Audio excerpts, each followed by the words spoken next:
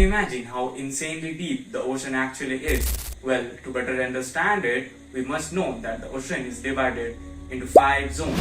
So, the first one, the epipelagic zone. ये ocean surface से 200 metre तक की गहराई होती है, and most of the marine life lives here. And also, we humans can dive this much deep with special equipments, cause the pressure is not that much. Second one, the mesopelagic or the twilight zone. 200 से 1000 metre तक की ये गहराई में the sunlight dims a little bit.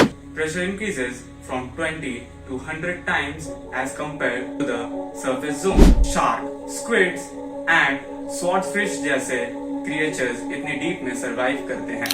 And also this is the last zone where the Navy submarines submerge. That is from 300 to 500 meters. ये zone ocean कम और लहरों के नीचे एक गैलेक्सी की तरह ज्यादा लगती है. Now the third one, the bathypelagic or the midnight zone. 1 से 4 किलोमीटर तक की गहराई में तुम्हें सनलाइट की कोई नामो निशान ही नहीं मिलेगी. प्रेशर इतना कि अगर तुम दुनिया के 32 बड़े एयरक्राफ्ट को भी अपने छाती पर ले लोगे तो भी इतना प्रेशर नहीं बन पाएगा. Most of the large sea creatures lives here and even the glowing fishes जैसे कि एंगुलर फिश टू.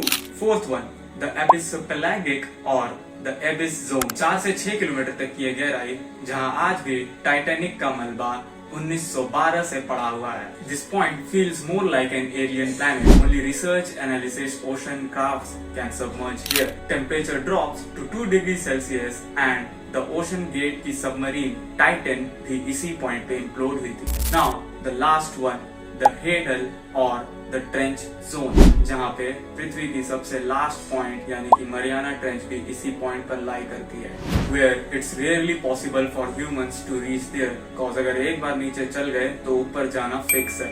अगर कंपेयर की जाए तो जमीन से जितना ऊपर तुम एक एयरक्राफ्ट को उड़ते हुए देखते हो, ठीक उतने ही ऊपर तुम्हें वाटर का सरफेस लेवल देखने को मिलेगा.